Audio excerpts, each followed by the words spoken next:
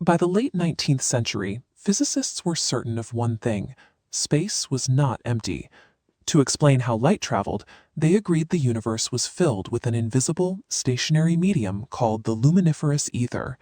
Light waves, they believed, rippled through this background fluid.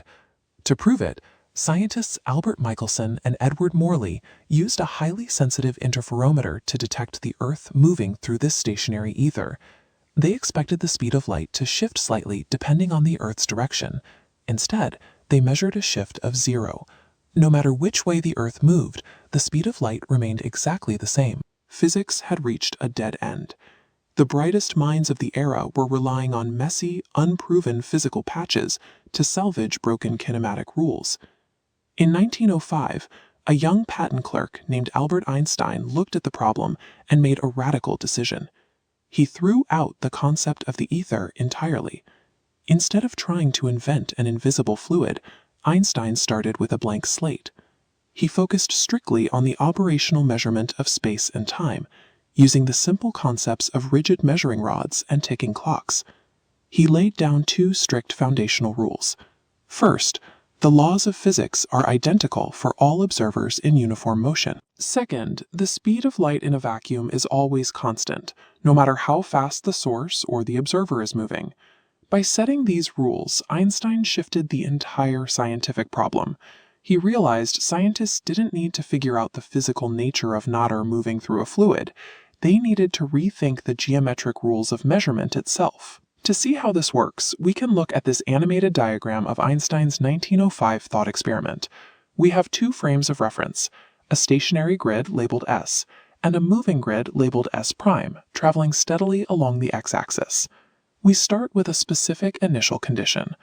At the exact moment the origin points of these two grids overlap, observers in both frames use a light signal to synchronize their clocks to 0. Then our inciting event occurs.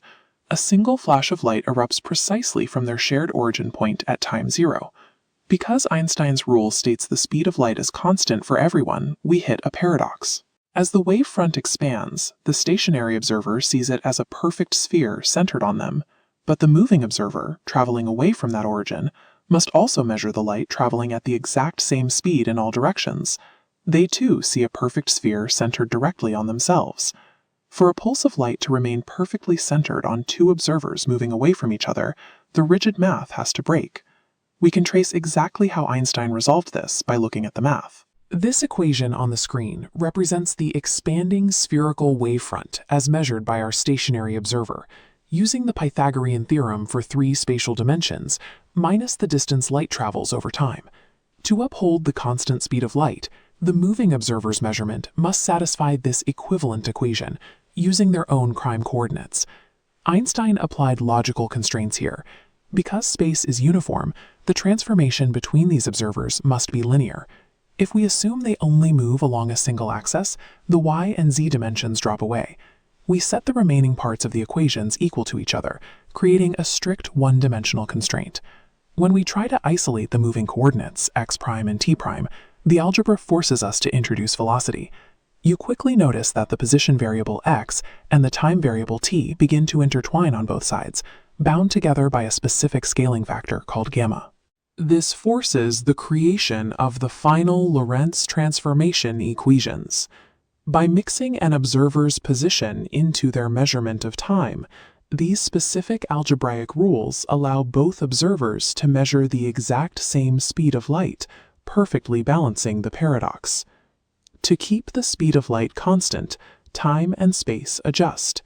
In this framework, a moving observer's time dilates, and their physical length contracts. Einstein's derived equations proved that space and time are not independent backdrops where events happen. They operate as a single, intertwined geometric system. This unified math is Minkowski spacetime. This four-dimensional grid maps how time and distance stretch and compress to accommodate the constant speed of light. The math we just walked through, the special theory of relativity, deals with flat, uniform motion, but it serves as the baseline special case for a much larger cosmic framework. If spacetime is a flexible geometry rather than a rigid abstraction, it has to react dynamically to other variables in the universe, specifically acceleration and mass. A decade later, Einstein expanded these kinematic equations to include gravity, publishing his general theory of relativity. He proposed that if spacetime acts as a physical fabric, massive astronomical bodies should physically curve the grid around them. You can see how a star settling into this grid forces the lines of space and time to warp deeply into a gravity well. The first empirical proof of this curvature solved a long-standing mystery regarding Mercury.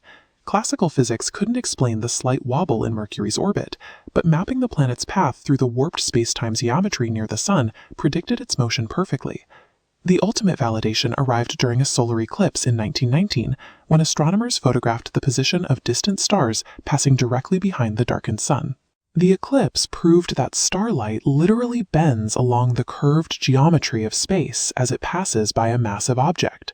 The stars appeared to be in a slightly different position than they actually were, precisely matching Einstein's calculations. Einstein's mathematical derivation of the Lorentz equations resolved the 19th century experimental crisis by revealing the geometric structure of our curved universe.